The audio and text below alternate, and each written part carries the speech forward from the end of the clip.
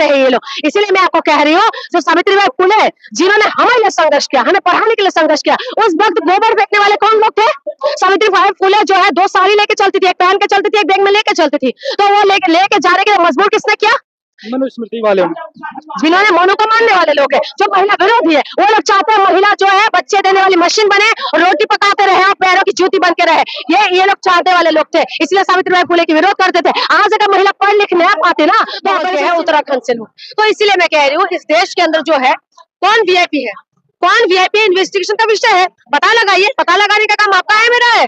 किसका महिला समझौता कर ले तो ठीक है, महिला समझौता नहीं करेगी ना तो अंकिता भंडारी की जैसे हो जाएंगे। आप ऑफिसों में चले जाओ, ऑफिस में जो महिला काम करते हैं उनको पता होगा। ऑफिस में चले जाते हैं तो ऑफिस में काम के बदले में पैसा मिलते हैं, लेकिन ऑफिस वालों को ये लगता है कि ये जो काम कर रही है ना, ये काम तो कर ही रही है, उसके बाद भी इनका जिस्म भी चाहिए।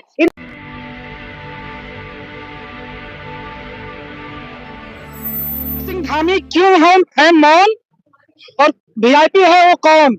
अंकिता भंडारी को लेकर के लगातार पूरे देश भर में विरोध प्रदर्शन जारी है। उसी सिलसिले में जंतर मंतर दिल्ली पे विरोध प्रदर्शन जारी है। हमारे साथ जून जी हैं, हम इससे जानने की कोशिश करेंगे कि आखिर बीजेपी का वो कौन सा जो वीआईपी है जिसके ऊपर ऐसे आरोप लग रहे हैं, जो जिसके ऊपर अभी तक जिस तरह से हम देखते हैं कि बीजेपी में तथाकथित लोगों पे आज तक जल्दी एफआईआर ब्रिजभूषण शरण सिंह हो, कुलदीप सिंह सेंगर हो, उसी तरह से इस मामले में ना तो एफआईआर हो रही है ना तो जांच हो रही है, लेकिन पूरे देश भर में धरना प्रदर्शन जारी है। आप क्या कहना चाहते हैं? देखिए, दुख की बात है, जो बीजेपी कहता है बेटी बचाओ बेटी पढ़ाओ, और वही बीजेपी की सरकार उत्तराखंड के अंदर है, वही बीजेपी की सरकार केंद्र में है, और उसके बाद में बेटियों को इंसाफ की लड़ाई लड़ना पड़ रहा है, और वही बेटियों की लड़ाई के लिए जो है पहुंच गए हैं उत्तराखंड से लोग। तो इसलिए मैं कह रही हूँ, इस देश के अंदर जो है कौन वीआईपी है, कौन वीआईपी इन्वेस्टिगेशन का विषय है, पता लगाइए। पता लगाने का काम आपका है, मेरा है।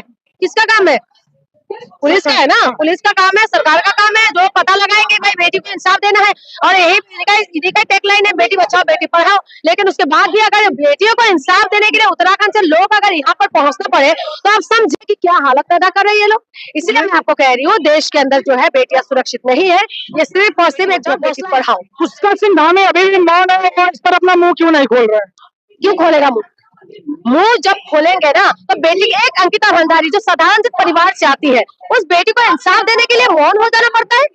ये कौन वीआईपी है जिसके पुष्कर सिंह धामी जी, मैं आपसे ये सवाल करना चाहती हूँ कि ऐसा कौन वीआईपी है जिसको आप बचाने की कोशिश कर रहे हैं? आप मुख्यमंत्री है, उस प्रदेश के आप एक तरीके से मालिक है, आप उस प्रदेश का आप पूरी तरीके से सर्वसर्वा है। तो आप अगर स्टेप लेंगे, आप डिसीजन लेंगे, अगर आप तुरंत एक्शन में आ जाए तो वो अपराधी पकड़ में आ जाएंगे, लेकिन उसके बाद भी नहीं हो रहा है। क्यों नहीं हो रहा है? अंकिता भंडारी के साधारण परिवार से आया हुआ व्यक्ति है, इसीलिए आज ऐसे तो तमाम जो है महिला की सुरक्षा के नाम पे जो ये लोग बार बार कहते हैं, तो महिला को तो सुरक्षा मिलता ही नहीं। उन्नाव की बेटी आ जाती है रोड पे, उस बेटी जो है उनको एक तमाम संघर्ष करने के बाद उसके ऊपर कुलदीप के ऊपर एफआईआर हुआ, उसके बाद उसको सजा मिला है। आप बताइए, तमाम जो महिलाओं को बार बार क्या जाके जो है मुख्यमंत्री आवास के सामने अपने आप को जलाने की कोशिश करना पड़ेगा, तब जाके इंसाफ मिलेगा।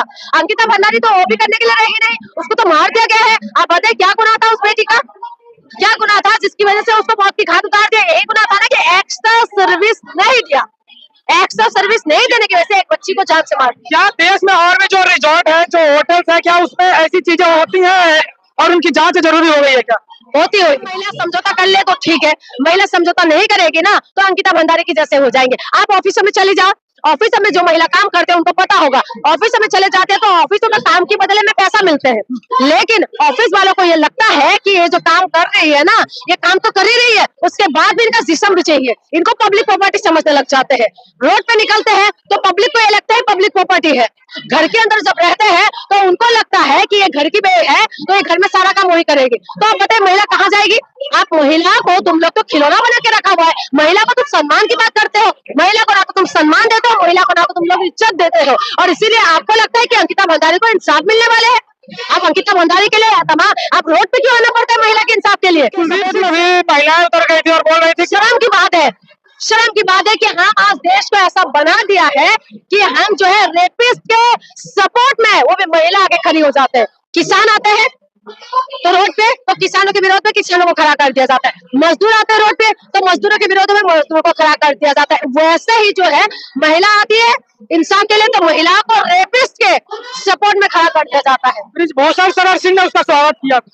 मैं वही तो कह रही हूँ, स्वागत की जो बात कह रहे हैं ना, शर्म आना चाहिए। बृजभूषण शरण सिंह के ऊपर खुद आरोप लगे हुए थे महिला पहलवानों के शोषण का आरोप लगाया था ना, और उसके बाद उसके ऊपर क्या एक्शन हुआ, क्या हुआ? इसीलिए मैं कह रही हूँ देश के अंदर बेटियां सुरक्षित नहीं है। बेटियों के नाम पे ये लोग घोषणा करते हैं, बेटी बचाओ बेटी पढ़ाओ नहीं, हो सके तो बेटी को बचा के दिखाओ और हो सके तो बेटी को पढ़ा के दिखाओ। क्या जो कोर्ट का ही इंटरवेन करना पड़ेगा या ऐसा आपको लगता है कि इसके ऊपर एफआईआर और जांच हो सकती है? देखिए होना चाहिए और इनकी गुनहगारों को पकड़ लेना चाहिए। अभी बताइए एक वीडियो वायरल हो रहा था जो बताया जा रहा था कुछ बीजेपी के नेता के, उन्होंने एक महिला ने वायरल किए थे और उसमें इन्वेस्टिगेशन क्यों नहीं हो रहा है? पता लगा है ना वीआईपी कौन है, और कौन वीआईपी चाह रहे थे कि एक्स्ट्रा सर्विस मिले और वो एक्स्ट्रा सर्विस नहीं देने की वजह से उस बेटी को तुमने मौत की घाट उतार दिया। बताइए, उसका पता लगाना चाहिए, महिला को इंसाफ मांगना चाहिए। खास करके मेरी महिलाओं से निवेदन है, चाहे उत्तराखंड की महिला हो, पूरा देश की महिलाओं से निवेदन है कि रोड पे जब तक नहीं आएंगे तब तक महिला को इंसाफ नहीं मिलेगा। पूरे देश की महिलाओं को तो नहीं देखा जा सकता, सिर्फ उत्तराखंड की जो कुछ महिलाएं हैं उनके समर्थन में नजर आ रही है। पूरे देश की महिलाएं, खास करके जो बीजेपी में जो महिलाएं हैं, महिला विकास मंत्री हैं, उनका देखिए देश की ना आत्मा मर चुके हैं।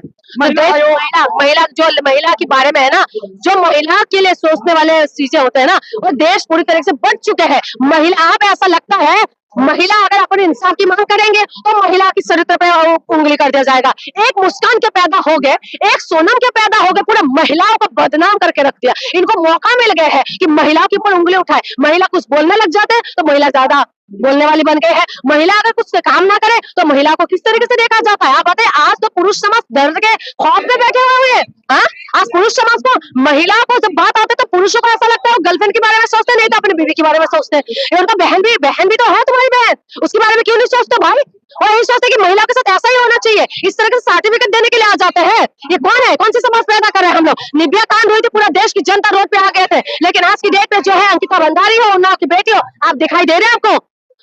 जब निर्भया कांड हुआ था ना, तो भीड़ था यहाँ पर, कोई यहाँ पर घुस नहीं पा रहे थे। राजनीतिक रूप से इतने लोग बढ़ चुके हैं कि क्या है पूरी तरीके से देश को मजा आता है हिंदू मुसलमान, देश को मजा आता है कि हिंदू मुसलमान की बातें करो, जाति पाति की बातें करो, दोरा के मारो तो मजा आता है। यही तो लेटेस्ट न्यूज है भाई। और अंकिता की जगह कोई आसिफा होती तो शायद यही प्रदर्शन नहीं होता। भाई ऐसी बात है, आप आसिफा की बात नहीं है, अंकिता की बात नहीं है, आज बात देश की बेटियों की बात है। और मैं आपको एक बात बता दूं कि इस देश के अंदर जो कुछ हो रहा है ना, ये सिर्फ और सिर्फ जो है नफरत बोने की वजह से हो रहा है। आज महिला का क्या गुनाह था अंकिता भंडारी की? बताइए ना, क्या गुनाह थी? एक्स्ट्रा सर्विस नहीं देना है उसकी गुनाह थी, या क्या गुनाह थी उसको जिसकी वजह से बचा दिया गया है? क्या गुनाह थी उसकी? इसीलिए मैं कह रही हूँ कि आज देश की बेटियों को समझना पड़ेगा कि अगर ऐसा करा, इस तरीके से अगर रहा, तो आपकी बेटी, आपकी बहन, आपकी बहू, आपकी माँ सुरक्षित नहीं रहेंगी इस दरिद्र से। अगर हम रेपिस्टों को जिता देते हैं, हम रेपिस्टों को जो है हम अपने सर का ताज बना लेते, तो फिर रेपिस्ट का क्रिमिनल माइंड होगा तो वो तो माइंड क्रिमिनल ही सोचेगा ना। महिलाओं के लिए लड़ रही हैं, लेकिन एक तरफ कुत्ते के न्याय के लिए लड़ रहे हैं। भाई देश के अंदर कुत्ते को इंसाफ मिल जाते हैं, ये देश ऐसा हो चुका है ना, इस देश के अंदर कुत्ते को इंसाफ मिलते हैं लेकिन महिला को इंसाफ नहीं मिलते हैं। महिला को जिस कुत्ते नोचते हैं ना, उन कुत्तों को बचाने का काम करते हैं। आज महिला का इतना दुर्दशा है इस देश के अंदर, माँ दुर्गा, माँ काली, माँ सावित्री, माँ सरस्वती पूछते हैं, माँ कामाख्या को पूछते हैं, लेकिन आज जो देश की बेटी होते हैं ना, बेटियों को इंसाफ नहीं मिल पाते। बेटियों को नोचने वाले कुत्ते को बचाया जाता है, लेकिन वो तो सौभाग्य है कि कुत्ते को इंसाफ मिल जाता है। कुत्ते की लड़ाई के लिए लोग रोड पे आ जाते हैं, लेकिन बेटियों के इंसाफ के लिए लोगों की आवाज नहीं। आपने बोला सावित्रीबाई फुले शोषती, अभी 3 जनवरी को सावित्रीबाई फुले जी का जयंती थी, वो महिलाओं के अधिकार और हकों के लिए लगातार संघर्ष करती रहे, उनके ऊपर तमाम जुर्म और ज्यादती होती रही। लेकिन आज हम देखते हैं महिलाओं में फिर वही जो 100-200 साल पहले जो स्थिति थी उसको धीरे धीरे लाया जा रहा है। देखिए वही स्थिति लाने की कोशिश कर रहे हैं ये लोग। क्या करते हैं? मनुस्मृति को मानने वाले लोग हैं। मनुस्मृति में क्या लिखा है महिलाओं को? पहले ये बाप के अधीन रहेगा, फिर पति के अधीन रहेगा, फिर बेटे के अधीन रहेगा, और जिसका ना बाप है, ना बाप बेटे है, ना अपना पति है, तो वो किसके अधीन रहेगा भाई? बता दो तुम लोग। महिला को खिलौना समझा हुआ है इन लोगों ने। महिला को जो चीज है, महिला एक चीज है, use and throw tissue paper है। ये टिश्यू पेपर है ना, यूज करा है ना, देख क्या हालत बना दिया, ले फेंक दिया। क्या हालत कर चाहते हैं ये लोग, महिला यूज। इसलिए मैं आपको कह रही हूँ, जो सावित्रीबाई फुले जिन्होंने हमारे लिए संघर्ष किया, हमें पढ़ाने के लिए संघर्ष किया, उस वक्त गोबर फेंकने वाले कौन लोग थे? सावित्रीबाई फुले जो है 2 साड़ी लेके चलती थी, एक पहन के चलती थी, एक बैग में लेके चलती थी, तो वो लेके जाने के लिए मजबूर किसने किया? मनुस्मृति वाले जिन्होंने मनु को मानने वाले लोग हैं, जो महिला विरोधी है, वो लोग चाहते हैं महिला जो है बच्चे देने वाली मशीन बने और रोटी पकाते रहे और पैरों की जूती बन के रहे। ये लोग चाहते वाले लोग थे, इसलिए सावित्रीबाई फुले की विरोध करते थे। आज अगर महिला पढ़ लिख नहीं पाते ना क्या पाते, जो आज हम चीना चौड़ा करके करते हैं ना कि हमारे ऑपरेशन सिंदूर सफल हुआ, तो महिलाओं ने सफल किया, सोफिया कुरैशी भूमिका ने सफल कर दिया ऑपरेशन सिंदूर, और उसके बाद अब महिलाओं को जूती समझते हो।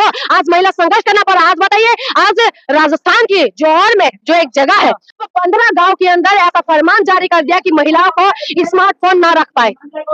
आप बताइए, महिला की कौन सा अधिकार? आज स्मार्टफोन से बात करने का, सिर्फ फोटो खींचने का तरीका है, इसमें पढ़ाई नहीं कर सकते, इसमें देश दुनिया की जानकारी नहीं है, क्या महिलाओं को पीछे करने का काम नहीं कर रहे हैं? ये देश के अंदर हो रहा है। 15 गांव के जो पंचायतों ने फैसला सुनाया है। आप बताइए, महिला को कहाँ लेके जाना चाहते हैं? फिर भी चार दीवारी के अंदर रखना चाहते हैं, जिसकी वजह से संघर्ष किया जाए। आज महिला कहाँ नहीं है? आज महिला पुलिस में है, आज महिला एयरफोर्स में है, पायलट है, आज महिला जो है आर्मी में है, आज महिला जो है ना जज बन के फैसला सुना रहे हैं। महिलाएं पढ़े लिखे संविधान को माने, लेकिन जो आज भी देखा जाए महिलाओं का बहुत बड़ा मनुस्मृति के साथ ढकेला जा रहा है और धकेलते हुए हम महिला भी शामिल है उसमें, हम महिला भी शामिल है। कैसे समझाएंगे? कैसे समझाएंगे? समझना पड़ेगा महिला को, खुद ही महिला को खुद समझना पड़ेगा कि अपने अधिकार क्या है।